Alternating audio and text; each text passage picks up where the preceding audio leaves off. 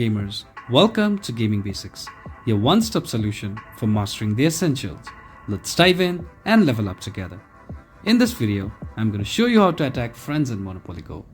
To do so, you first need to launch your game on your phone, and once you're in your game, just click on this Go button until you land on any of the train stations showed in the board. So as you can see, I've just landed on one train station and entered Shutdown, which is the mode where you can attack your friends. Now click on any of these targets, like so. And as you can see, I've just attacked my friend. If you found this video helpful, please give us a thumbs up. And if you have any questions for us, please feel free to mention us in the comment section down below. Also, don't forget to hit that subscribe button and ring the notification bell so you never miss out on our latest guides and tutorials. This has been your host Ace. Happy gaming.